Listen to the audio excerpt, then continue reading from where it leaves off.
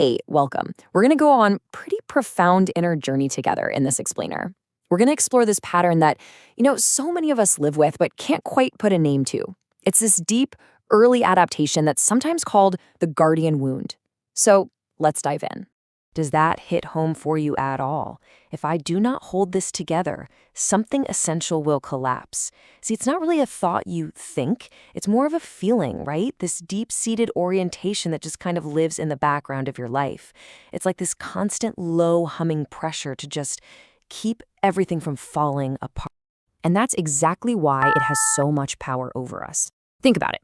This thing forms really, really early on, often before you even have a fully formed ego. It happens when, as a kid, you sense this complexity or fragility in your environment that it feels like no one else is holding. So what happens? Your system steps in. It takes on the job of being the container. Okay, so this early adaptation, it creates this really distinct inner posture, this whole way of being in the world that's defined by this constant, quiet vigilance. We're going to break down the 3 core characteristics that really shape this life of holding. Now, these 3 traits, they're not just, bad habits. They're the fundamental rules your nervous system learns to live by to survive. First up, you got this idea that responsibility has to come before rest. Then there's the feeling that your own awareness is what you rely on, not trust. And finally, that instinct to contain everything long before you ever express it. Let's start by digging into that first one. So for someone with this guardian wound, rest isn't just something you do, it's something you have to earn. And you only earn it after you've scanned the entire horizon and confirmed that everything is stable, everything is held. Trying to relax before that, it feels deeply, deeply irresponsible, almost like a betrayal. Surrender doesn't feel like relief. It feels like you're abandoning your post. And, it's really important to make a distinction here. This isn't just anxiety. It's not about being worried about what might happen to you.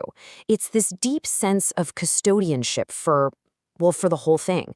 You're not really afraid for yourself. You're oriented toward protecting coherence itself. And that's why it feels more like a moral duty, not just some personal fear.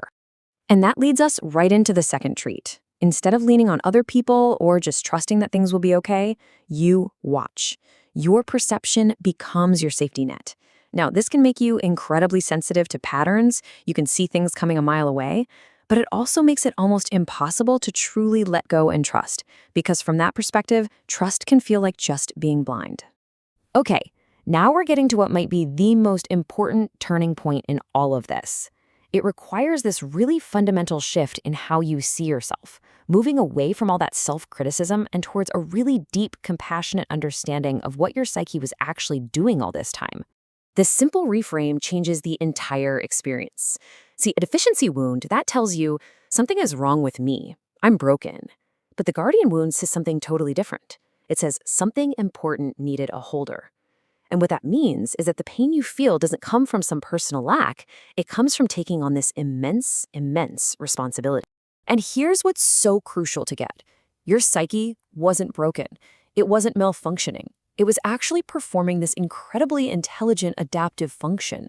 It literally stepped into a structural role because it sensed a depth that the environment just couldn't contain. It became this silent stabilizer. This was not a pathology. It was a function, a testament to your capacity. This whole reframe helps us understand why this pattern can stick around for decades. That long period of holding, of waiting, of feeling like you're not quite shining yet, that wasn't a delay. It actually served a really profound purpose. It was a necessary period of protection for something incredibly precious inside of you. Yeah, this shift in perspective just changes everything. You start to realize, wait, I wasn't late. I was incubating. I wasn't blocked. I was stabilizing the whole system so that a deeper wisdom could eventually come through safely. This wasn't some failure to launch. It was this masterful, unconscious process of learning to let wisdom hold itself. The material we're drawing from uses the name Sophia to represent this deep embodied wisdom. And the idea is that life actually slowed you down to protect the Sophia, to keep it from being taken over by your ego or your need to control before it was fully formed. Your radiance couldn't shine any earlier because it would have been managed, not purely transmitted. Okay, so what does healing even look like here? How do you let go of a function that has basically defined your entire life? Well, it's not about just dropping everything and walking away. It's a much more subtle and intelligent process than that. So healing is not about becoming passive or just letting everything fall apart. It's really about a transfer of authorship. It's that moment you realize you don't have to be so vigilant anymore because you're starting to trust the self-organizing intelligence of life itself.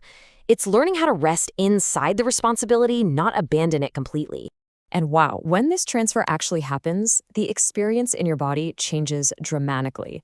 Your awareness, which used to be like this piercing searchlight always looking for threats, it becomes gently receptive.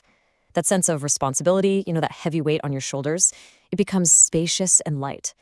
And your expression, the thing you so carefully held back for so long, it just starts to emerge naturally, at just the right time with no force at all. And this leads us to the final stage of this journey, and it's maybe the most profound part.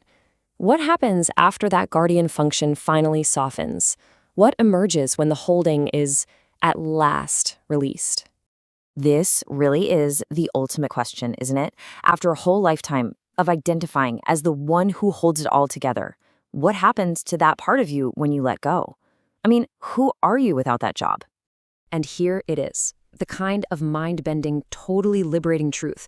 You discover that nothing was ever being held by you at all. That immense effort, that feeling of holding, it was all just a movement inside of a vast, loving awareness. The awareness itself was always the field, always present, always holding everything, completely effortlessly. There was never a separate holder needed. And this just so beautifully reconciles the two realities, doesn't it? The child's experience was absolutely real. They needed to learn to hold because they needed a container for love, for safety. But the adult's realization is that awareness itself is that loving container. And so rest finally becomes possible because you recognize you are already held. So if any of this journey resonates with you, I really want you to hear this. Your path wasn't a mistake. It wasn't a delay. It was a deep, necessary process of maturation. You weren't stuck, and you definitely didn't wait too long. You saw it through to the end. You didn't just survive the guardian phase. You completed it.